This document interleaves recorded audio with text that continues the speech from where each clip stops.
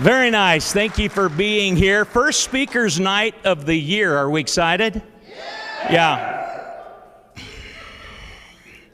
That was Pastor Tim. He gets pretty excited. I can't help it. Hey, we're really excited about tonight. If this is your first time looking at Speakers Night or participating, this is Listen University, and we do this every Thursday night. It's free. We invite you to come down. Also, this is broadcast, so if you have people at home or friends that you could share this with, get on your phone right there and tell them, log on, get on. They can either go to our website, listenuniversity.com, and at the bottom of the page, there's an icon for YouTube.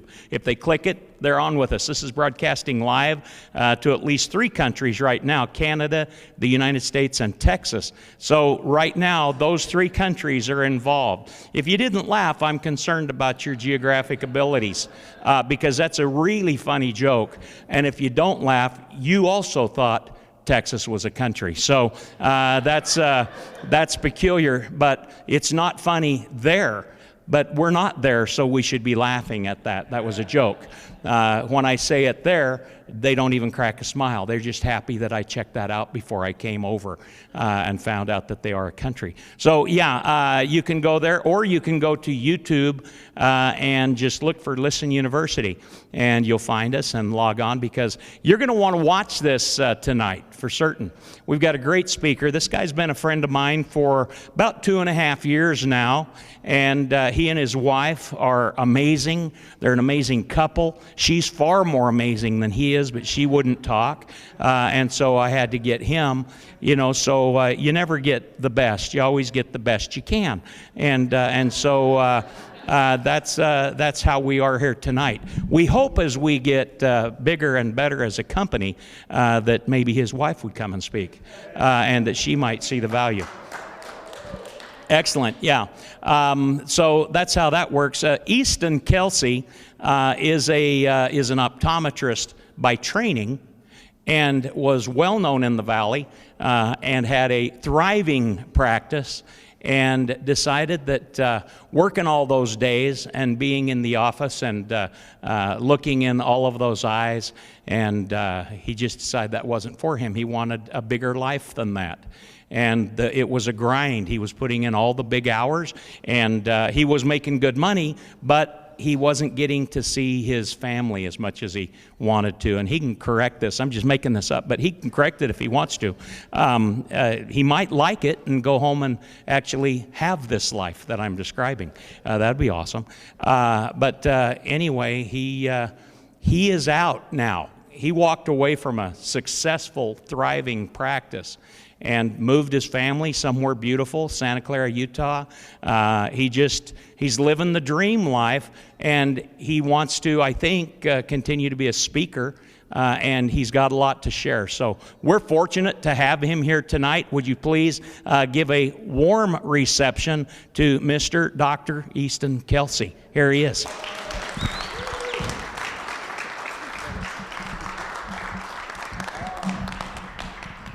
I love Kevin. Great to be here. How you guys doing? Yeah. You guys warm? Yeah. Awesome. Are you sure everybody's warm? Because it's going to get a little hotter as we go on a little further. You guys all right with that? Yeah. I'm going to talk about some things that are very vulnerable. Okay, so. But the reason I'm going to do that is because I care about you. Because I want to help you connect with some of what I'm talking about, because hopefully humanity has a lot of shared experiences, right? And I think as we go through life, sometimes when we hear someone else's experiences, then we may think, oh, it's not just me, right? And so first of all, speaking is vulnerable too. So I mean, it's like most people would rather either go blind, which is crazy. I know that as an eye doctor, right? It's like the number 2 fear. Is blindness, and number 3, I think, is death. So this is vulnerability personified, right? So, but the only way you can get better at doing anything is to what?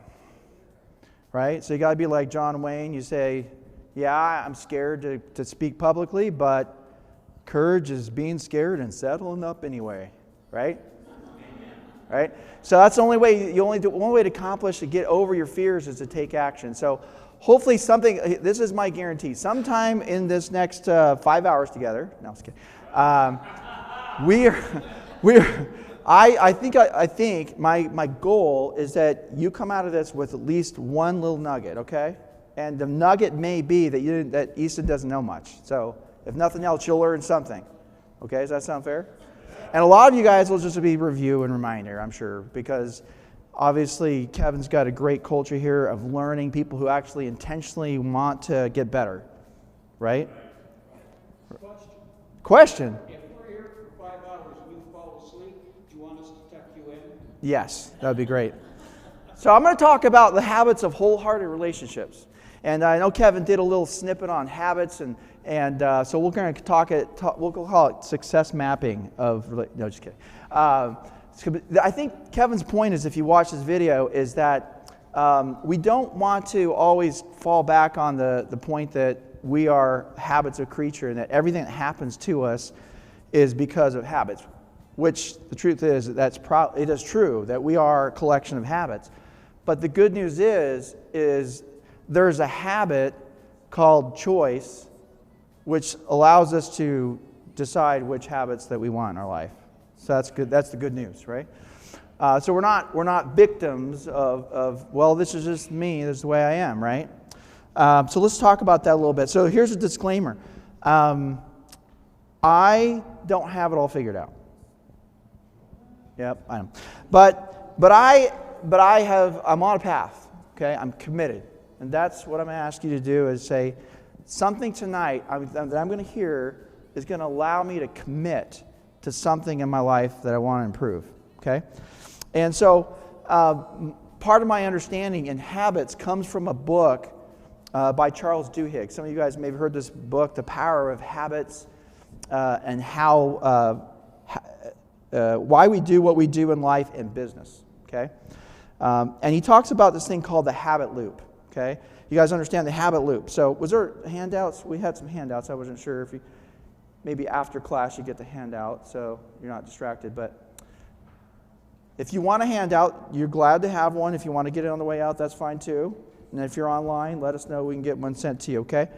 So some of the things I'm going to refer to are on the handout. Some of the specifics, you can go back and look at it, references and books and things I mentioned, okay?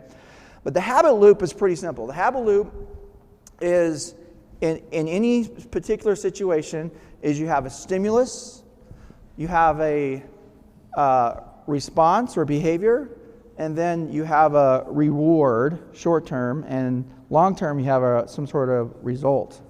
Okay, a lot of us don't think about the results, we just think about the reward, right? So my favorite example of this, living in North Carolina, was Krispy Kreme donuts. I didn't know what Krispy Kreme was until I moved to Greensboro, which is very close to the home of Winston-Salem, North Carolina. And so I would be driving along, and my stimulus was, something smells awesome, right? The response was, let's go check that out, right? And then you see the neon signs flashing, and you go and you see these things. Like, have you guys done this? You can watch it being made. And right, you get the flavor dripping on it. The ice frosting is hot, and they just come out. And have you ever tasted one of those when it's just off? Yeah. Okay, so this is relatable. Okay, good. So the short term is the reward of, wow, what an amazing donut, right? Or donuts. I'm not going to judge. The long-term result of that habit, repeated every day, probably not the reward, right? It's more of a result, or a consequence would be maybe, what? Sick tummy, obesity, diabetes, guilt, loss of time, a few things like that. Just a few, right? So those are, what? Pleasure. Good. Kevin's focusing on the good. And so there's a concept called a keystone habit. And keystone habits are, they're habits that if you intentionally create this habit, then it can have a cascade, like a domino effect on all other parts in your life.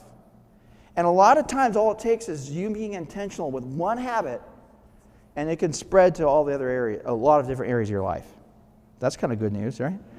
So I want to give you an example someone who developed keystone habits of two very important things that I think we should all have is one is visualization. Would you agree that's an important habit?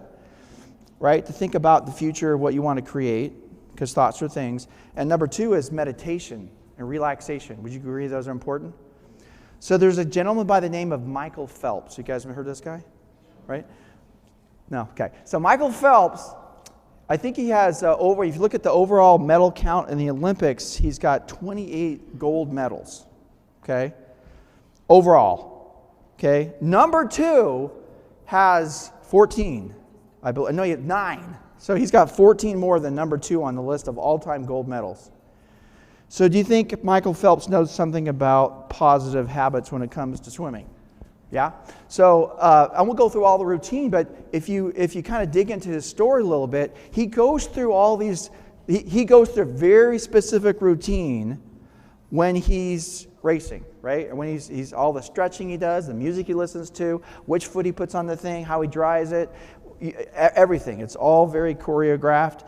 And it started off with him actually doing this while he wasn't even in the pool. He was actually laying in his bed before sleep and in the morning.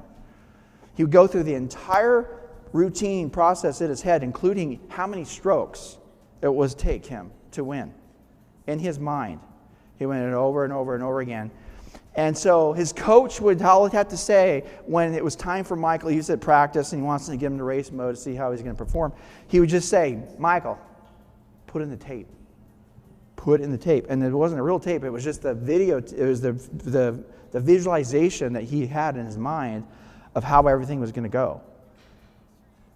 Okay? So this concept works pretty well where we apply it. It works really well. Okay? You have to be kind of tall and look like a frog to be a swimmer, but that wouldn't work for me, but he had the makings to do that. But he wouldn't be who he was without these keystone habits. So keystone habits on an individual basis, like I said, they can help us really get it in the process, in the direction of positive growth. Okay? As a culture, if we're all working, have a culture or a group who's all striving to improve on their own keystone habits, and it's all something intentional, what do you think that's going to do? Culture. It's going to accelerate it, right? Accelerate that growth. It's not just in isolation, it's great, but when you do it as a team or as an organization, it becomes infectious and it really affects change in society. So this is a big deal. This is a big deal. Margaret Mead said that all it takes is just a small group of people to change the world, and that's all it's ever done. I paraphrase her, but you know what I'm talking about, that quote, right? So the most important keystone habit is actually willpower and discipline. And I look at that back when I'm talking about choice. Like you make the choice, you make the decision, you make the habit that no matter what circumstance happens in your life, you're always at choice. Most people forget that choice is a habit, and therefore they let life choose for them, right?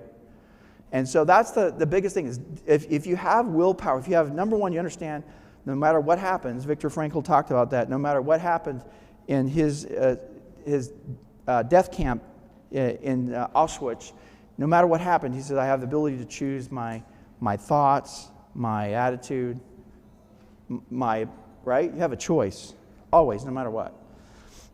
So that's the key. If that's the key to every other habit, is understanding that you have to be disciplined, and that involves tenacity. Sometimes it involves not just willpower, but heart power. We're going to kind of get into that. So Einstein said that actually, if you can get this discipline part down, he says it's actually more important than IQ, is discipline. Okay? And it's a learnable skill. That's the good news. Okay? It's not we're just all born with, oh, wow, that person's driven. Okay? There are certain personality types that tend to be that way, but we can always choose, right? Everybody's at choice. So that's really good news. It's like a muscle. The more that you do it, the stronger that it gets. And the more you're intentional, you talk about willpower, that's your conscious mind. Over time, it becomes subconscious, right? So if that, in my mind, that's the going from your head to your heart. But it also makes space. If you can habitualize, the more you can habitualize the good things in life, the more brain cells, conscious brain cells you have to focus on other areas. Okay? That's why so many of us are using so little of our brains, is because we're not being intentional about life. Floating around like the buoys of the sea. Okay? All right, so your behaviors determine the rewards in life. Would you agree? So it doesn't matter what you think, it's what you do, right? But you have to change the be's to change the haves. Okay? So you break that word down, behavior, have, right? And so habits really do create who we are. And we're not human doings, we're human beings, right? So who do you guys want to be? Don't give me feedback right now, but just who do you want to be? I'm sure you've all thought about this because you're intentional, you're here. By the way, 80% of success is showing up, so good job, you guys. We only got 20% to go. It's awesome. Okay, so now I'm going to talk a little bit about relationships, and then we're going to go into this wholehearted part. So why are relationships important? To me, would life be meaningful without relationships? Really? Honestly. I don't think so. I think it's our only source for growth and joy and significance and progression. You talked about that earlier. Do the majority of the world know that they can actually habitualize these things based on results? I'd probably say not, right? But can a minority affect the majority? Right? Malcolm Gladwell, tipping point, you understand some of that. So that's why I do choose to do these types of things, because I believe we can really make a difference in our society. But it starts with me, right? I can't, without going into my whole story of politics, I realized that I had to be the change. You know, if I wanted to change, if I didn't like what was going on in the world, I needed to take a look in the man in the mirror and say, what do I need to do to affect a change in society? Like that butterfly flapping its wings and having an effect on the other side of the world. So I think we can maximize those results with our closest relationships. Would you agree that the closest relationships in life are where we have the potential for growth? Also, it's a potential for the worst pain in your life, too, right? So it's a little tight walking rope, right? So if you look at the relationships that actually allow us to have the most growth in our life, would you agree that it'd probably be familial, right? Family. And of those, would you agree the most important relationship is probably marriage? Yes? I call marriage the ultimate crucible of personal development. Okay? Because it's the biggest opportunity for growth, right? Because you're probably the closest you're going to be. You have somebody who sees all your flaws. If they didn't see them, well, most of us probably didn't see them before we got married, or maybe we did, we got married. I don't know, right? But isn't it awesome when you can actually be in a relationship with somebody who actually sees your flaws and all the warts and stuff, and they love you anyway? That's good news, right? That's really good news. So today I was at Santan, and I was walking down the street, and this woman's at this store, and she kind of approaches me with this face cream, okay? And she's trying to, ask me if I wanted to look younger, and I was concerned about the lines around my eyes and stuff, right? And so I said, well, not really. And I said, I think I'm doing pretty good. And she's like, yeah, how old are you? And I told her my age, and she said, oh, okay, yeah, I don't think you really need this. But she said this, so are you married or happy? Okay. She's trying to find out if I can get my wife to come, leverage to get my wife, because she thinks my wife would probably be more concerned about it than me, right? But I think it was funny it's interesting that she said that. Are you married or happy? Wow! I told her both. And I don't know if that took her back or not. I don't know if she believed me or not. But it's true. You can be married and happy. Okay, good. All right, somebody learned something on that one. So full disclosure, I have come a long way. I have actually was divorced after 16 years. So I'm not up here as a marriage or relationship expert, except for the fact that I did learn some things not to do. Okay? So I did learn from experience. And I'm not ashamed of my story because it's made me who I am, and it's allowed me to have the growth I've had and to be here on the stage today. So so that's the full disclosure. But I have been married to Rebecca for about 8 years now, a little over 8 years, and we are still married, and we are still happy, and we like each other too. Okay? So that's good news, right? All right, so I see that story, I see the things that happen to me in my life, and I don't judge it, I honor it. Okay? And I've definitely made some progress. It's about commitment, not perfection. We're going to talk about that a little bit. Okay, so now I'm going to talk about wholeheartedness. You guys maybe have heard this word before. Maybe you've read it in different contexts from time to time. Who's heard of that term? About half of you. Okay, this is good news. All right, so the most recent book that I'm going to talk about, I'm going to take a lot of my concepts tonight from because it really changed my thinking quite a bit. Like Kevin was talking about, once you learn something and you internalize it, you can never get rid of it, right? It can affect your life forever. So this is one of those books for me that really made a huge difference. And it's by a woman by the name of Brené Brown. And she does shame research. She talks about vulnerability. That's why I started the whole talk about being vulnerable. But she's just amazing. She was one of these people, and I really relate with her because she was very academic and research. She's researching shame, right? And led to vulnerability, and it just kind of led all the way down this rabbit trail to the wholehearted part. And somewhere along the way, just like I did, she realized, oh my gosh, I'm a mess, right? She intellectually realized that her heart was off in the wrong spot, right? And that's, so I relate with that is that she talks about her breakdown / spiritual awakening, okay? But sometimes you actually you can't have a breakthrough until you've had a breakdown. You guys agree with that? So she talks about, so I'm going to read this definition because it's very specific, and I think it's the best definition I've heard. Wholehearted living is about engaging in our lives from a place of worthiness. It means cultivating the courage, compassion, and connection to wake up in the morning and think, no matter what gets done and how much is left undone, I am enough.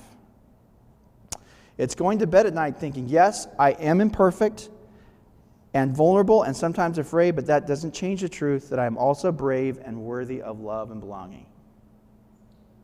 Okay? This is not shallow talk. We're getting deep. Okay? You guys all right with that? Okay, good, because so I'm going to dig into those three words because I believe those three, there's some habits that we're going to talk about, some guideposts, and they all kind of surround these three different concepts of cultivating. Now, I'll use the word cultivate, which means that we're not going to be perfect at any of this stuff. It's a process. It's going to take us our lifetime. But as long as we're in progress, or the process, and we're committed, I think good things will happen in our life. Okay? So let's just we'll go over that just a little bit. Courage, we talked about that a little bit. The Latin root of courage is cooler. And cooler is heart. It's heart. So the definition and the thinking of around courage has changed a little bit from its root. Okay? So the original meaning was connected to, what do we associate with heart? Huh? Well, feelings, emotions, right? Right? Love is one of those emotions. And I would say at the essence of emotions is vulnerability. So the word courage, actually, the derivative of the word courage comes from that being vulnerable, because would you agree when you express your emotions, sometimes that's vulnerable? Okay? So, oh gosh, there was a time in my marriage where, like I said, I've come a long way. But when I was so into my head when I first got married, my wife would look for opportunities to try to prod me to express my feelings. The guys relate to this? You don't have to raise your hand. Women, don't give your sore ribs, okay? But it actually went so far that she had printed out a page or two of all the possible feelings, and she had me put it in my nightstand so I could look at it, refer to it, in case I wanted to express myself. Like, here's some options for you. This is real. She's probably laughing right now as she's watching this because she knows it's true. And she did agree that I've come a long way, but okay. All right, here's my options. Guys get a clue, all right? All right, second one is compassion. The heart of compassion is really acceptance, and it's acceptance of others and it's acceptance of yourself. That's really what compassion is when it comes down to it. I know this is deep stuff. It is Thursday, though, so Friday, be light. Tomorrow will be great. All right, last one, connection. This one is interesting. Connection, hopefully we'll have that tonight a little bit. A connection is an energy exchange, a surge between two or more people. Okay? And it really, you connect when three things, or three forms of these things. One is either you feel heard, you feel seen, or you feel valued, which kind of involves those first two. Would you agree? Those are how you connect with people. And connection is the sustenance of relationships. So what does that mean? What's sustenance? It's food. So what happens if you don't eat food?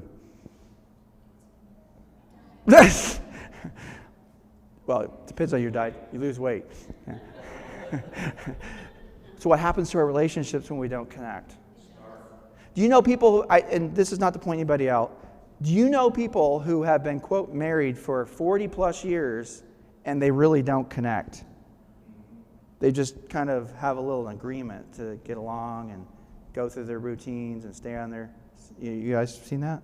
It's kind of sad, but it's true, right? So relationship, you got to connect. And this is interesting. They're finding that connection actually is important for proper brain development. Wow. Okay, so all you intellectuals, there's a reason you need to connect. Okay? All right. So, yes. If in judgment, this is really interesting. If you're in judgment on receiving help in any way in your life, whether you know it consciously or not, you're also in judgment about giving it. So that sometimes affects our ability to connect with people because we don't, quote, we don't need help. Guys, can I get witness? All right. Where's Robin when I need her? So she's not going to. Robin? She's raising both hands. Okay, all right. All right, so if we can practice these three things, right? Courage, compassion, and connection, and we can do it collectively, then it really comes down to this. We raise our hands and we say, we are committed to cultivating these three aspects in our life, and we're all in. So are you guys all in? Yeah. Okay, good. All right. Because I was going to call security. There's 5 fundamental ideals in wholehearted living. Okay, it's in the handout, but I think it's interesting to go. I think it's important and useful. So I'll go through these really quick. Love and belonging are the irreducible needs of all men, women, and children. Okay, All three genders. Okay. We're hardwired for connection, right? So it's what gives purpose and meaning in our life. The absence of love, belonging, connection always leads to suffering. 2, those who feel lovable, who love and experience belonging, simply believe they're worthy of love and belonging. That's what it came down to. 3, a strong belief in our worthiness doesn't just happen. It's cultivated when we understand the guideposts, those habits, as choices and daily practices. We talked about that. Your main concern is living a life defined by those 3 things: courage, compassion, and connection.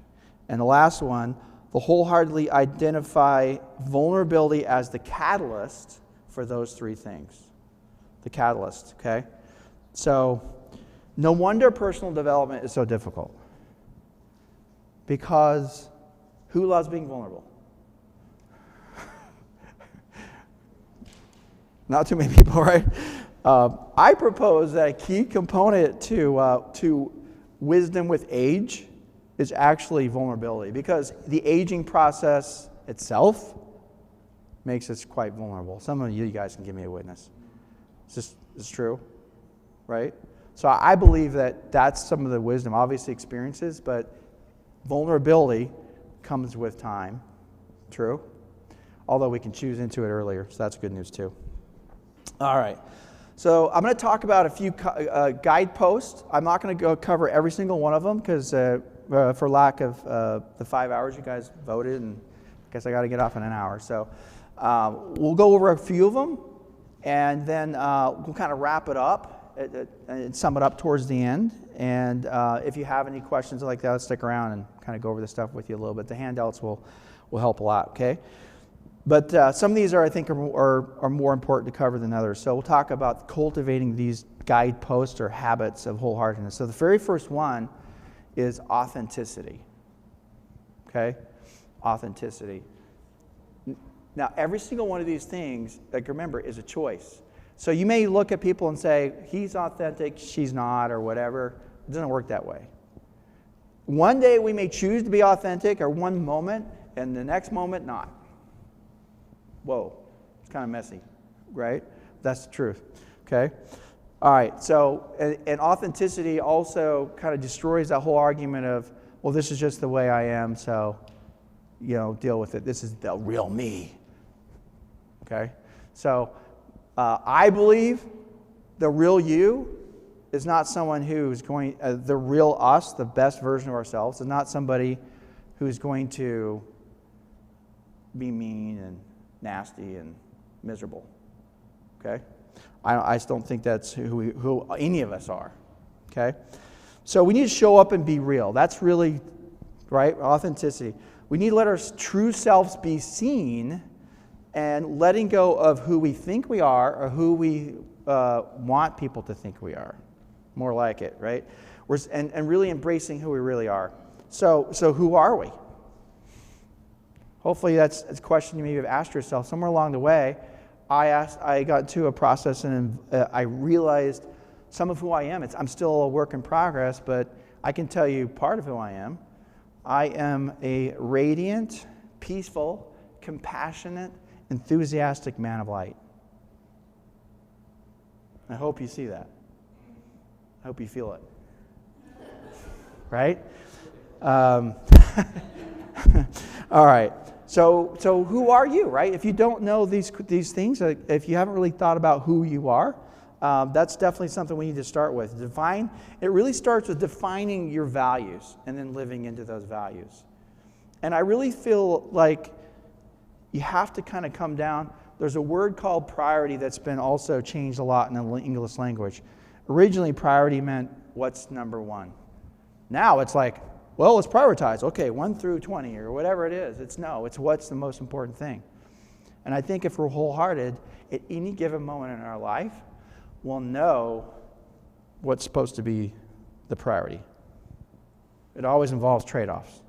That's the sad part or hard part. And it also comes down to the character versus reputation. So who you are versus who other people think you are, who you think other people think you are, right? And so this is a big change in my life recently. Some of you guys know me and know my background, and I've gone through a lot of a transition of finding out really who I am. I told you I started off in politics. I found that politics was Latin for poly is many, and ticks are blood-sucking creatures, right? And so, right? And so, the reason I was drawn to, quote, politics, I was really passionate about liberty, and I was really passionate about leadership, okay? But when I get down to the core of really what that was in my life, and seeing my dad and his patterns of standing up in the gap, and when something was wrong and injustice was there, and I realized that who I really am is about setting and through those things I talked about, those character traits, it's to set the captives free. Okay? Now, at first I thought, well, that was political. That was my initial down that road, my pathway. But over time, I've come to realize that there's more important. Political freedom is important. Don't get me wrong. Okay, we have the freest country in the world. But if we're spiritually, emotionally, and mentally not free, it leads to a lack of political freedom in societies. Okay? So setting the captives free for me, I realized what that really meant was I needed to first set me free, right? Set my thinking free, set my emotions free through the development of emotional intelligence, okay? Which is real key if you're a guy and you're married, okay? Or in a relationship. And just led me kind of down this road where I realized who I really am. To set people free, I need to help them understand who they are. I need to help them. I want to help to heal them. I want to help to nourish people. I want to help people get on a path to set themselves free. Because really, when it comes down to it, between you and your God, that's the only people should be involved, really, in setting yourself free, right? So that kind of got to the core of who I am, and it gave me the courage to really step away from the path I was on, even though, in a way, it was involved with setting people free, whether it was financially or debt. That's kind of important too, right?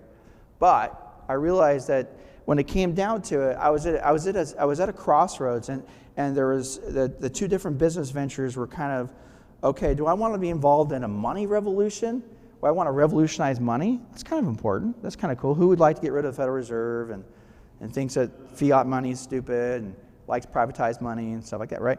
So there's a lot of concepts there that excite me, right? To revolutionize money, would that be important? But there's also this thing called the health revolution, where people are understanding, waking up, that they don't need to be in a sick care system. They can take care, right? They can take accountability for their own health, not waiting till it's broke before they try to fix it, which is typical, right, for today. And understanding there are really natural ways, there's ways to actually get to the root of health issues. And most health issues involve or wrapped up with spirit and mental and emotional, along with we always just focus on the physical a lot, right, when it comes to going to see our provider. So for me, led me down that road. I realized, yeah, you know what, if I asked you, what's more important to you, your health or your money?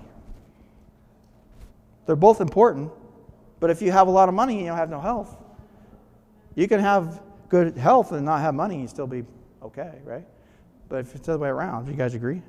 So I just kind of realized that's what led me down this road, to have the courage and the conviction to say, this is who I really am, and this is what I get to do, no matter how uncomfortable it is, and the transitions I have to go through. So that's kind of a little bit of my story, and today is actually the first talk that I have done with my wife and I have a new company, and it basically involves personal development, transformation, and this is it. This is kind of my inaugural speech for our new company that launched a couple days ago. So I really want to help people with the word disease. If you put the emphasis on the wrong syllable, then it says dis-ease. Dis-ease, right? And so I want to help people transition out of dis-ease, right? All right. And has there been resistance with this whole process? Oh, yeah. Oh, yeah. I've had people say things like subterfuge, use that word before, abandonment. I've been accused of that. But the good news is that we're not our feedback. Right? It's good news. Although our feedback can teach us. So that's kind of the good information over time, which I love. Listen University, their whole goal is to help you get good information. And I believe, and I've heard this quoted by a leader of our church, that good information leads to good inspiration. Right? And so we have information in our lives, we put it right here in our head, and then we have a situation where we use intuition in our heart to align what we've learned together with our heart and minds aligned. And I think that's wholeheartedness. Okay? All right. So how do you do this? You got to find, really, when it comes to wholehearted relationships, it's not going to work if you can't find somebody who that you can trust to share these things with. And so you have to find somebody. And for some of us, it might be a professional. I went to a professional, and I'm not ashamed to say it, and he really helped get to a core issue that I had and really helped root it out. And it was amazing, the emotion that was locked away that probably wouldn't have happened if I didn't have a professional in my life. So sometimes maybe that's what it's going to take. Okay? So let's talk about this a little bit. So E.E. Cummings is a poet, and he said, "To be nobody but yourself in a world which is doing its best day and night to make you like everybody else means to fight the hardest battle which any human being can fight and never stop fighting." The key is in our life is that we can't be so afraid of being vulnerable, of sharing things with people, because if we do, we shut everybody off, right? So there's got to be someone you can connect with. But at the same time, you got to have boundaries and say, I'm not my feedback, and I don't need to hear this. This is from the cheap seats by somebody who's not invested, right? And they're not on a path of development and wholeheartedness. Okay, so you just kind of have to put that in perspective. All right, so let's talk a little bit about perfectionism. Okay, so perfectionism is different than striving for excellence. When we're striving for excellence, we say, how can I do better? What can I do better? When we are in the mindset of perfection, it is, what do people think? What do they think of me? What do I need to do to perform to make somebody happy, right? Or please somebody. Please, prove, protect. Those are the types of things. So it's a form of shame, actually. And it always leads to disappointment. Why is that? Because nobody's perfect. Well, no one that we know personally. Okay, and so the opposite of that is self-compassion. Okay? Perfection, to cultivate self-compassion. Most of us are our own worst critic. Would you agree? And I invite you to love, to forgive, and be gentle and kind to yourself. Okay? So there's a concept called self-care. And this one is a big one. A lot of people, when they think of self-care, they're just thinking of like the physical health and the rest and nourishment, and that's all important. But this is more of that emotional, spiritual, and mental, right? So we need to be committed to that and develop those habits and have some grace on yourself when you fall short, because it is a process, and this is a lifelong thing, right?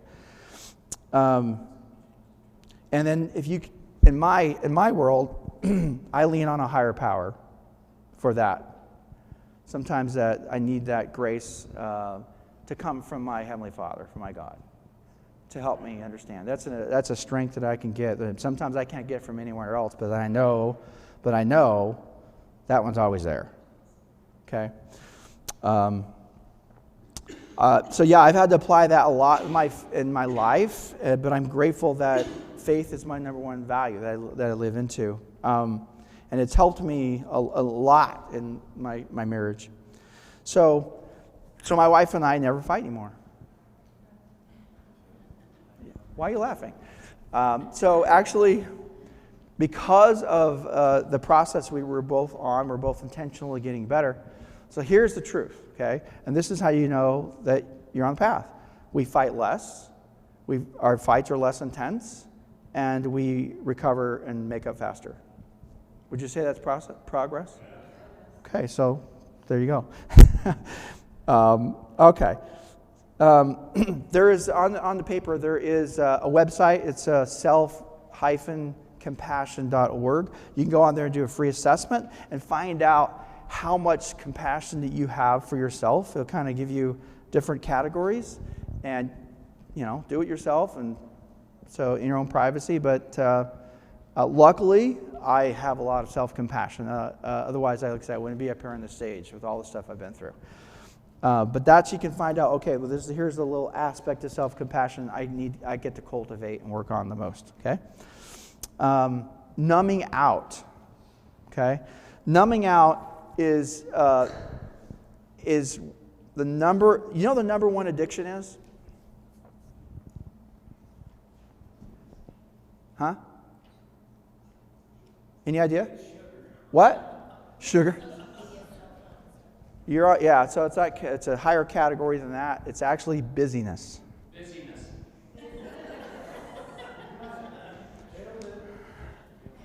But you're right? That's right? This little thing. It's on the airplane mode, by the way. Yeah, exactly. You're right. So numbing is a way to avoid vulnerability. So what happens is the reason people numb out is because they want to block the pain of that vulnerability, that emotion, right? But what happens when you block out the bad? You block out the good. So, along with blocking out the dark, you block out the light. That's the number one problem with numbing, okay? Drug overdose is the number 2 cause of accidental death, accidental death in America. And the vast majority of that is, as you probably know, is prescription drugs. Number 2. Do you think America is numbing out? A little bit?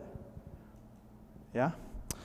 Okay. So, anxiety, disconnection, shame, hopelessness, desperation, depression, self-injury, eating disorders, bullying, violence, and suicide. Numbing helps us escape all those things in our mind, right? And so we can either soothe with numbing, or we can solve. We can say, what is the behavior that led to these feelings, right? And a lot of that comes with accountability partners, right? There's a lot of professional places you can go for that, but you need to have partners, okay?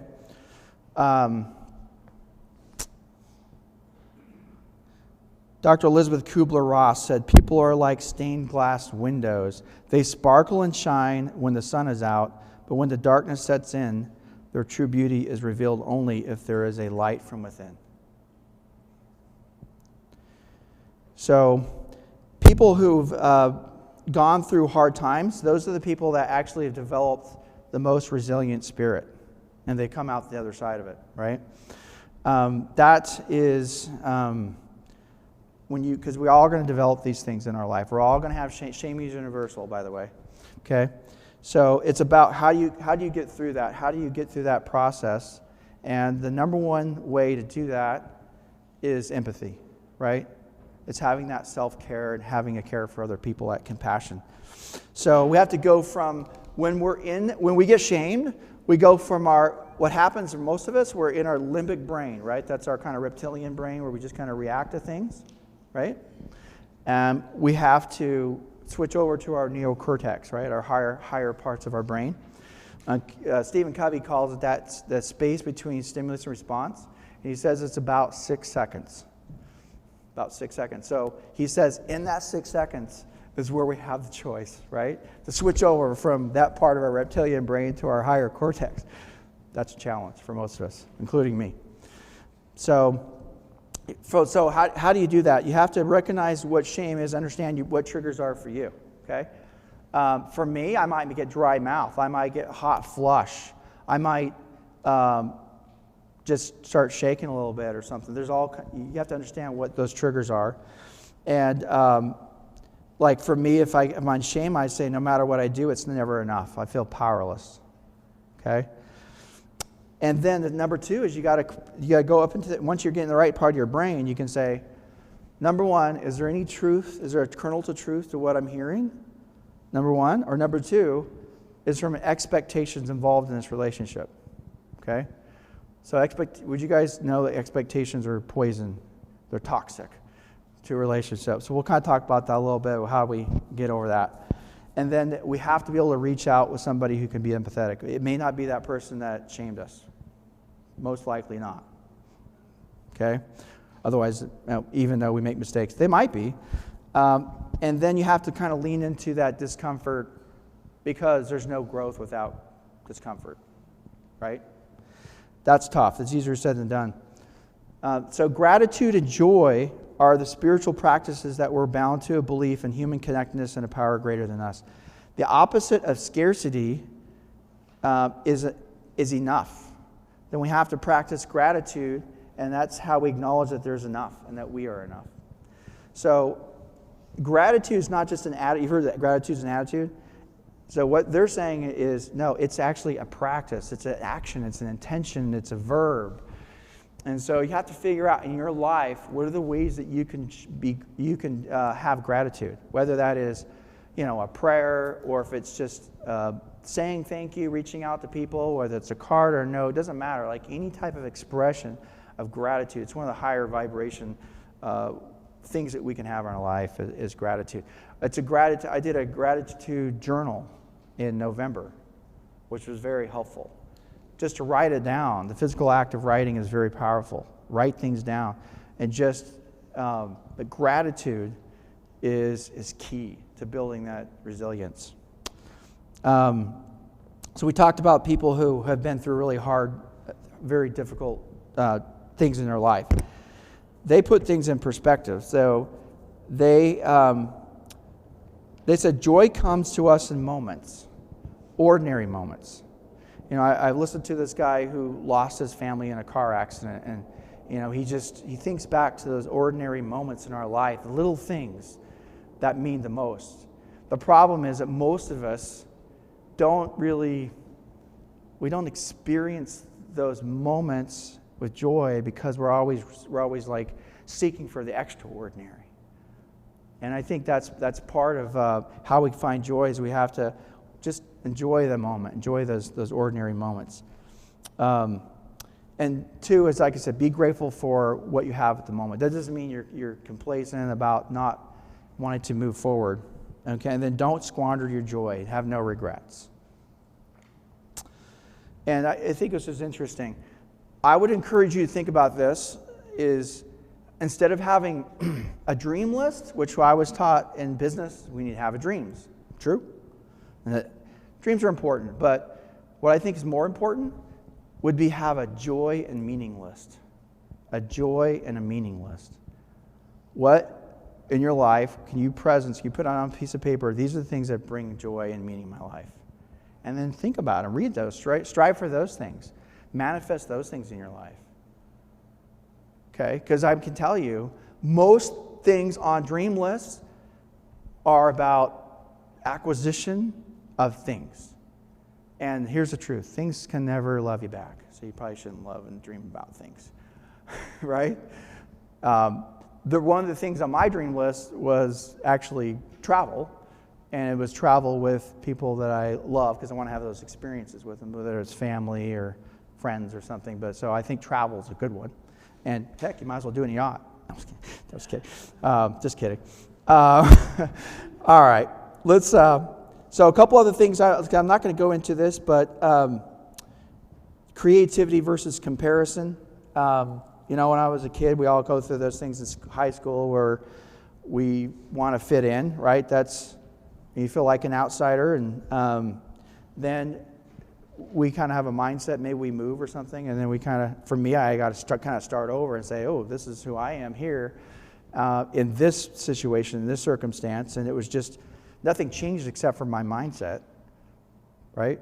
And so that can happen for you, but creativity is what makes the world great. Like, we would not have what we have in our world without creativity, and creativity in its essence is being different than others. Right? Otherwise, you're kind of copying. It's not really creativity. Which, anyway, play and rest. Play and rest are vital things to cultivate.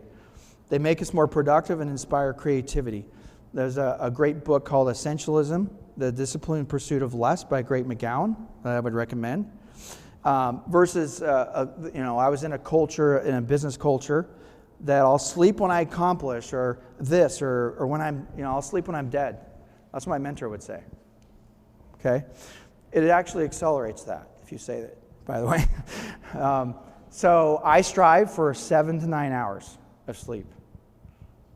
It's not indulgent, it's healthy. Okay? Inadequate sleep has been linked to chronic diseases such as depression, obesity, diabetes. And they say that if you are sleeping when you're driving, it's the equivalent of being drunk when you're driving. And that's the number one accident, cause of death in the country is car accidents. So for me, I like to do a lot of playing. People who know me know I like to play a lot and have fun. And games are a big part of that. Theater, sports, whatever it is. Being around Kevin Allen. You cannot be around Kevin Allen and not have fun. Is that true? Is he a fun magnet? Does he know how to play? Right? Play hard, work hard. Makes Jackie a dull boy. Okay, all work, no play. All right, but there's a difference between snarkiness and sarcasm. That really shouldn't be part of our fun and our play, right? Because who's that? A lot of times we use self-deprecating humor, and that's okay if it's all for the amusement and we're not really internalizing it. Like I said, I have good self-compassion, so I can beat myself up and I don't really mean it. But my sisters, when I was a kid, I've come a long way. My sisters would tease me to the point, I was the little brother, where one of them I actually shot with a BB gun, and the other one I chased with a butcher knife. So I came a long way. And they might be watching. Sorry. Sisters, love you. A great book that I don't have on that is on the creativity and play is A Whole New Mind by Daniel Pink. So you might want to write that one down if you're keeping track of that.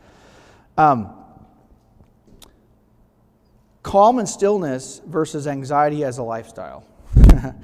I'll say this. Calmness and anxiety are both infectious. Both of them. So you can decide which one you want to. During a crisis, does freaking out ever help? No. Okay. We get that out of the mind. Okay. So you got to keep, that's 6 seconds, breathe. Anyway. So let's kind of go to, and laughter, song, and dance versus being cool and always in control. Okay. Wow. That's a big one. So how do we have wholehearted relationships and how do we habitualize them? First, we have to give others the benefit of the doubt and assume they're doing their best. Is that hard? But do we really know, where somebody is in their heart? Are we able to really know who they are? Anybody? Right? So that goes a long way. And that's something that's a challenge that we get to develop over time. It's not easy, but it makes a big difference when we in our interactions, no matter what, especially when you're driving. I just moved to Utah, and it's true, they are bad drivers. So I'm practicing this a lot. Okay. If we are enough, we'll begin to see others as enough and know that all we do is either an expression of love or a cry for help. And we get to decide how we're going to respond to that cry for help. And hopefully, it's more and more over time, it's with empathy. And if it's not, you forgive yourself and move forward and attempt to do better. Strive, right? Rebecca and I, it's a lifetime process. So Rebecca and I had developed something called agreements. And this has made a huge difference in our relationship. I was talking about expectations being toxic. So agreements basically fix that, because what they do is we kind of, after one of our battles, we said, you know what, let's figure this thing out. So let's write all the things that I would like us to agree on, and you write them down, and we'll kind of come together and figure it all, mesh it all out. But okay, can you agree to that? Can you agree to that? Yeah. And then over time, when we would violate an agreement, we would remind each other, oh, you agreed to this, right? Yeah. Oh, yeah. I apologize. And it really makes our relationship way better, okay? And their big perspective is we don't ever look at things as right and wrong. I'm not talking about morally. I'm talking about you're right, I'm wrong, or vice versa. Because when we do that, it's always damaging to relationships. There's no winning, right? It's win-lose, and that's not how it should go. So that makes a huge difference. And then also, developing boundaries. You can do that in any relationships, and have safe space discussions. That's basically we're in a spot mentally and emotionally where we're ready to talk. There are times with your relationships that are not ideal for talking. It might be before bed's probably not the best time, or when you're hungry, or something other, right? There's a list of things, and make sure the conditions are right to have these spaces. When we have safe space talks, what we're doing is we're extending not just unconditional love, but unconditional respect. You can actually do both. That's a big concept for me. I'm still learning that one. So you got to have your me time. You got to make sure that For me, I have a routine where I'm doing things for myself on a regular basis, because I know that I can't love anyone more than I love myself. So whatever it is, and for my wife and I, it's okay, we've set up certain things where we connect to certain times, and just have a routine of the habits of connections throughout the day. Okay, so whatever it is for you, whether it's date nights or a phone call or whatever, okay? When we make agreements, we become each other's accountability partner, eventually habitualize and work the kinks out and fine tune, okay? You can scale this for any relationship. I've been talking about my wife. You can scale this for any relationship that's important to you. And you can pull the relationship weeds early, so you don't have to yank them out with a chain and a truck later on. Do you agree with that? When you let the weeds just sit there and grow, it becomes a tree. It gets really deep. So every soul is valuable, but you must prioritize relationships and make the best choices. You have to decide at any given time what is the priority. Affirmation statements, habitualize I am enough thoughts, as well as continuous personal development, okay, with an emphasis on relationships. And I think that's your very first, you told me that was your very first description, is about relationships. Woo, what a segue. Woo, okay. All right. Daily gratitude, forgiveness, yourself and others, right? And that's my wife and I. And summing it up, we are spiritual beings having a human experience. And God doesn't make any junk. We are all divine. We are always a choice. We can choose joy. Isn't that awesome? That's a choice. We can. My hope is that you can let go of those behaviors that diminish your spirit and replace with those that nourish you, and you can habitualize wholehearted relationships. Be the change. The courage to be wholehearted is an act of defiance in today's status quo society. So if you join, I invite you to join the wholehearted revolution so we can change the world. And I'll end it with this quote. No one will act for you. Your plans will remain no more an idler's dream until you rise up and fight against the forces that would keep you small. To take action is always dangerous, but to sit and wait for the good things of life to fall in your lap is the only calling where failures excel. Og Mandito. Thanks for having me. Love you. Ladies and gentlemen, Easton Kelsey.